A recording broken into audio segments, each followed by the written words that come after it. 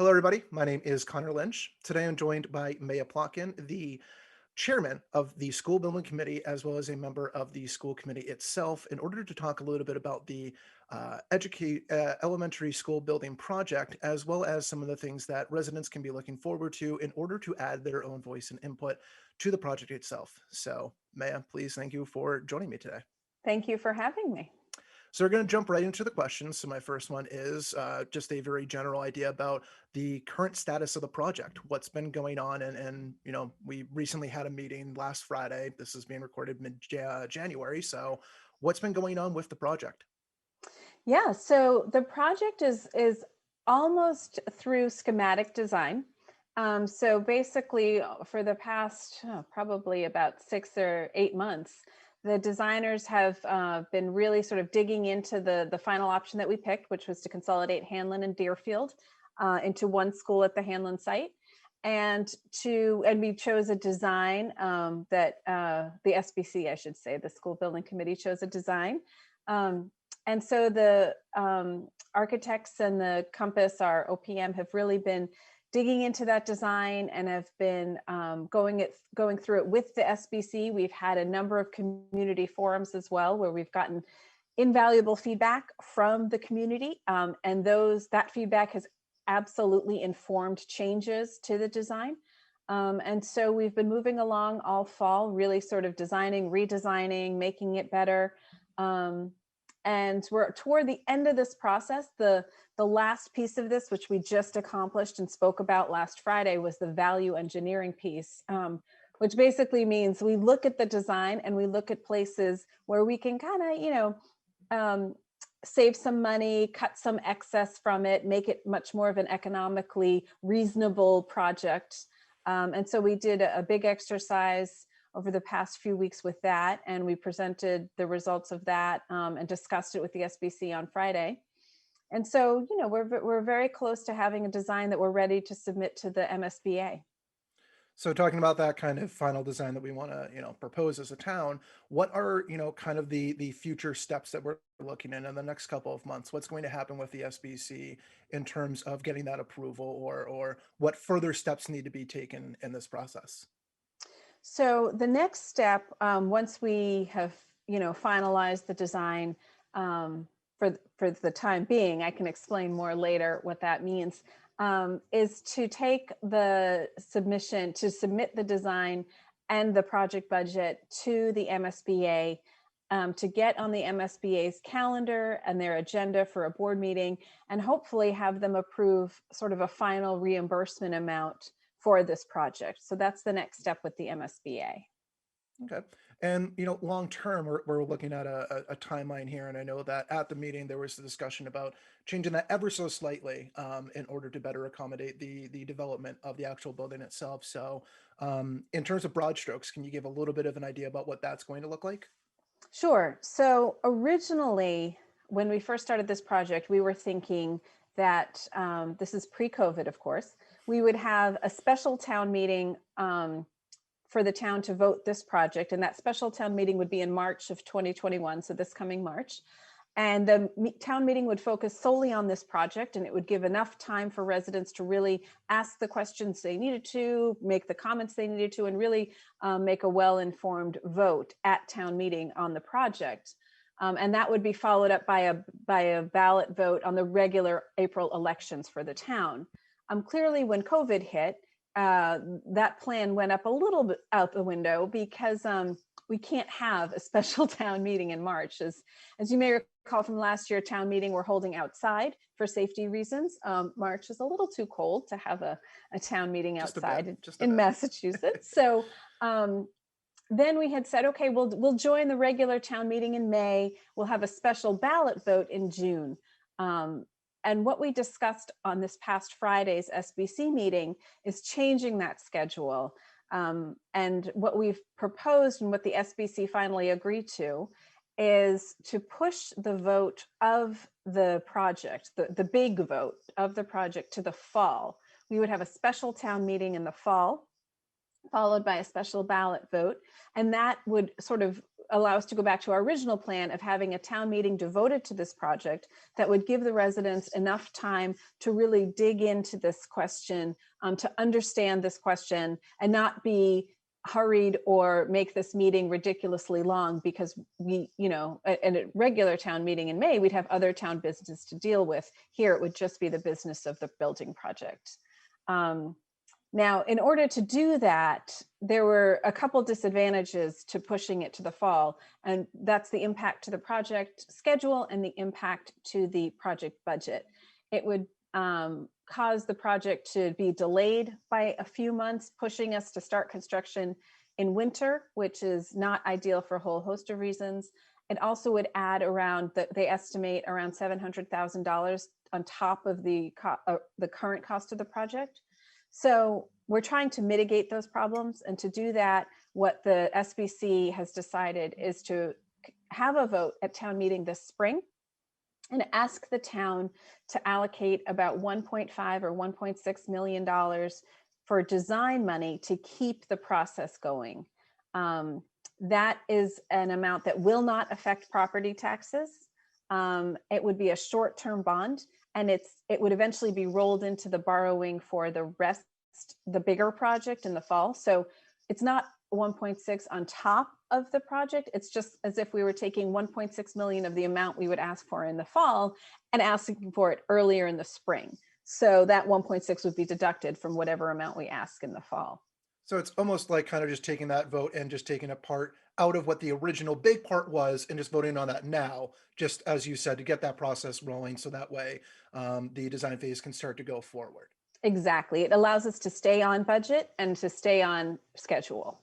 So Absolutely. we're hopeful that the town understands that, the COVID issues that we've had, and will allow us to move forward with the project. It's So spring. that does kind of bring me to my next question, because obviously we are still dealing with COVID. And I was wondering what kind of impact COVID has had on this kind of overall project, and especially for people who are able to offer in, their own voice and their input as a resident. How has COVID kind of been a big impact on getting that word out and getting them, as a part of the conversation?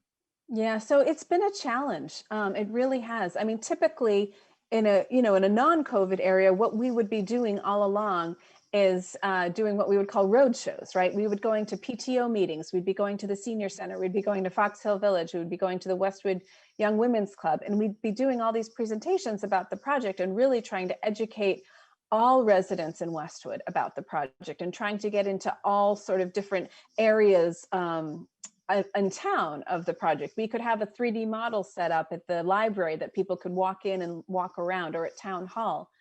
Town hall is closed. The library is open for a very limited basis, and no one's meeting in person. And so we're finding it very challenging to reach people outside of the school district. And that's one of the reasons for pushing the vote for the fall. We're hopeful that with the vaccine now here and starting to be distributed, that perhaps in the next few months or over the summer, COVID restrictions will ease and we'll be able to do a little bit more of that physical outreach that we had wanted to do but weren't able to do. So it's been a huge impact on our ability to really educate the public and get the public engaged in this process. And again, as I mentioned, it's also clearly a huge impact to the project schedule and the project budget, which is why we're trying to work around that with this small vote in the spring and then the big vote in the fall. So, talking about the budget for a second, there's a lot of big numbers being thrown around and everything like that, and there's a lot of different moving parts. So, would you be able to just break down a little bit about, the budget and spending aspect of this project, specifically like what the MSBA is going to be doing, what the town would be doing, what kind of impact that would have on residents, or what little impact it might have? Of course, yep. So the project budget, just to kind of give a high level overview, is basically broken into two sets of costs, what we call hard costs and soft costs. Hard costs are the actual costs of construction, of building the building. The soft costs are things like the architect fees, compasses fees, furniture, technology, the things that you would buy to put in the building. So if you think about it, a hard cost, if you took the building and flipped it upside down, hard costs is everything that would stay. Soft costs are everything that would fall out of the building. Um, so right now, what initially we had a target, the SBC had set a target amount, and the target amount for the total project cost was about $88.1 million. That was the amount that the SBC did not want to go over. It sounds like a huge number. I absolutely understand that. It sounded huge to me. But two things. First, we are combining two schools into one, right? So it's almost like we're getting two schools for the price of one. And the second is that we've done benchmarking, and this is very much in line with other projects, similar projects that the MSBA has going on. The price per square foot is sometimes is lower actually than a number of current projects. And we are doing things like net zero energy ready, and geothermal systems. So things that are we think are good for the environment, that are important to the town of Westwood in terms of sustainability, and yet we're still coming in a little bit below other towns who are doing the same things. So that's a big number. When we went through the value engineering process just now, we were able to cut about almost $1 million from that, just by making certain design decisions. So the total, we're looking right now at a total budget of around $87.2 million. So we've gotten a little bit down. But again, that's, we're really trying to make this as cost effective, but still functional, nice looking, and serving the educational purpose as we can. Now, in terms of the impact to the taxpayer and the MSBA reimbursement, as I mentioned, we're not going to know the final amount of the MSBA reimbursement until the board votes on it, which we believe will be in April. However, we have a good sense of that, and we will be presenting what we think the MSBA will be reimbursing us at our next SBC meeting, which is on February 5th. And then the impact to the town, once we have all these numbers, we'll be able to sort of set up a calculator so that people can go in, type in their home value and figure out what the impact will be to their particular taxes.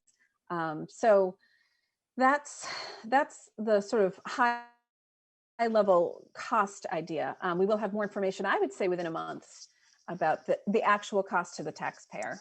And whatever number you guys can present in the next, month or so, even if it may not be the exact, dollar amount that might come out, it's going to be a good approximation. So even if it's a Yes. tiny bit off, it'll give people an idea about what's going to be happening.